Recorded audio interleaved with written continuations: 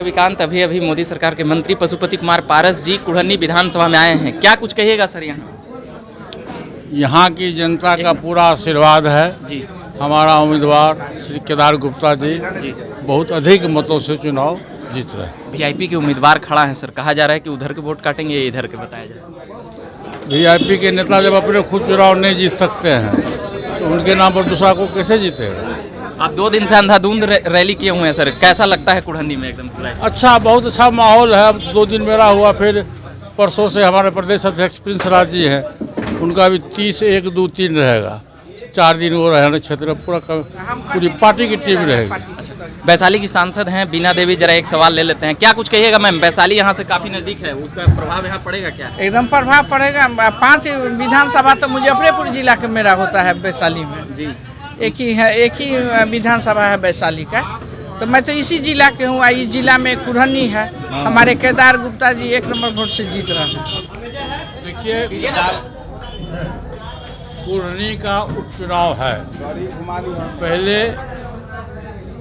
यहाँ की जनता को सोचना पड़ेगा कि कुढ़नी में उपचुनाव क्यों हुआ।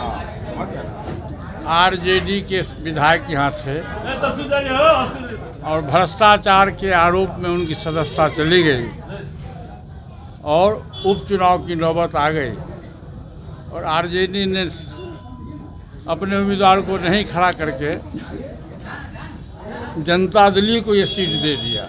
नतीजा ये हुआ है कि आरजेडी और जनता दल में इंटरनली काफ़ी मतभेद है।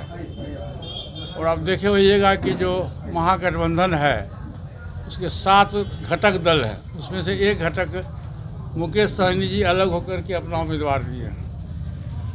हम लोग एनडीए गठबंधन में हैं और एनडीए गठबंधन का उम्मीदवार श्री केदार गुप्ता जी हैं, जो बहुत ही अच्छे वर्कर से विधायक बने। अगली बार वो मात्र 712 वोट से चुनाव हारे थे। ये आप सब लोगों को पता है कि भारतीय जनता पार्टी के जो मुखिया हैं, एनडीए के जो मुखिया हैं देश के, परम आदरणीय श्री नरेंद्र मोदी जी, पूरे देश में उनकी एक छवि है। और आज़ादी के बाद से आज तक जितना भी प्रधानमंत्री हुआ उसमें सबसे कर्मठ, सबसे ईमानदार और योग्य प्रधानमंत्री आदरणीय नरेंद्र मोदी जी का नाम आता है। और आज पूरे विश्व में, कल के अखबार में ये आया कि पूरे विश्व में जो सर्वे हुआ है, सबसे लोकप्रिय नेता के रूप में परम आदरणीय नरेंद्र मोदी जी का नाम पूरे विश्व में आया। उसी गठबंधन के तहत हम लोग भी हैं। 2014 में हम लोग एनडीए गठबंधन में आए और आज भी हैं। और मैंने पहले भी घोषणा किया है कि जब तक मैं राजनीति में रहूँगा, एनडीए गठबंधन में रहूँगा, अभी भी मैं हूँ और भविष्य में भी रहूँगा। केदार गुप्ता जी अच्छे व्यक्ति हैं और बिहार में जो उपचुनाव हो रहा है इसमें हम यहाँ की जनता को, खास करके बड़े भाई साहब को, इनसे आप आग्रह करता होगा, राजगीर पासवान जी से विनती करके मैं आग्रह करता हूँ कि मैं आया हूँ केदार गुप्ता जी के पक्ष में वोट मांगने के लिए। और प्रजातंत्र है, प्रजातंत्र में सबों को समान अधिकार है और एक एक वोट का महत्व है। मैं राजगीर भाई से आग्रह करता हूँ कि अपना वोट और अपने जितने भी समर्थक लोग हैं उनका बहुमूल्य वोट भाजपा गठबंधन के उम्मीदवार श्री केदार गुप्ता जी को देने का कष्ट करेंगे।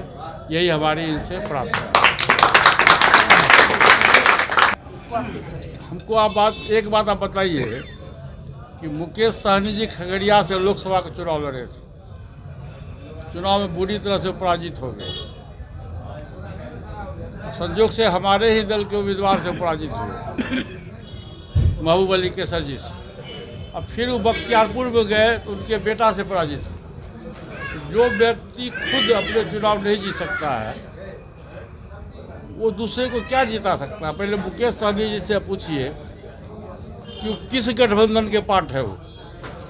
उनका नाम आ रहा है आरजेडी गठबंधन में, लोग कहता कि 7 दल में एक वो भी है। और आरजेडी गठबंधन से बगावत करके उन्होंने अपना उम्मीदवार दिया है। पहले उनसे आप लोग स्पष्टीकरण पूछिए कि आप एक्चुअली में हैं किस गठबंधन में।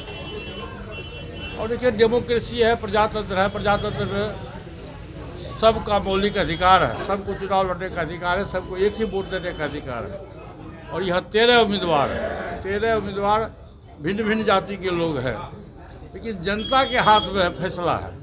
जनता सर्वोपरि है। जनता जिसको वोट देगी वो अजय बहुमत से, भारी बहुमत से चुनाव जीत के विधानसभा का सदस्य होगा। हाँ, मैडम से पूछिए। तरह का रिस्पांस मिल रहा है क्या? बहुत अच्छा रिस्पांस है। हम लोग के पार्टी के तरफ सारे जनता के रिस्पांस है। सब मतदान करने के लिए सब आश्वस्त हैं। आप बोले भी हैं, वादा भी करते हैं जनता कि हम लोग आप लोग के साथ हैं। हमारे उम्मीदवार जो हैं भाई केदार गुप्ता जी हैं, उनके पक्ष में सारे लोग हैं। महागठबंधन भी सामने है, वीआईपी भी है। तो प्रजातंत्र तो सबको मौलिक अधिकार है जो चुनाव लड़ेंगे। चुनाव अगर नहीं लड़ेंगे तो अकेले तो कोई उम्मीदवार नहीं हो सकता है, तब तो निर्विरोध हो जाते। इसलिए चुनाव लड़ना है। मैदान में भाजपा है, भाजपा जितने पार्टी है आउट है। अब आमने सामने का लड़ाई है। हम लोग चुनाव जीत रहे हैं। जनता मेरे पक्ष में है।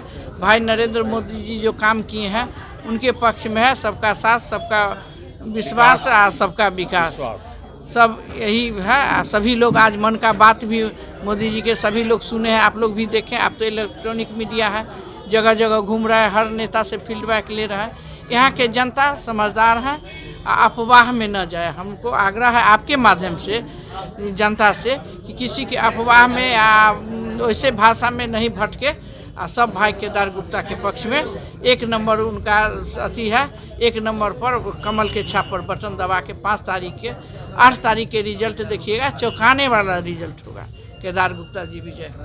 कमल छाप पे लोगों का उम्मीद लगता है ज़्यादा लग रहा है। हाँ, निश्चित 100%। अरे पूरे देश में एनडीए गठबंधन की सरकार है, तो बिहार में तो जितना 100% निश्चित। मतलब मोदी जी को जनता पसंद कर रही है। हाँ, 100%। चलिए, बात कर रहे थे ये पशुपति कुमार पारस जी से, और मेरा नाम हुआ रविकांत, और आप देख रहे हैं झकास भारत। धन्यवाद।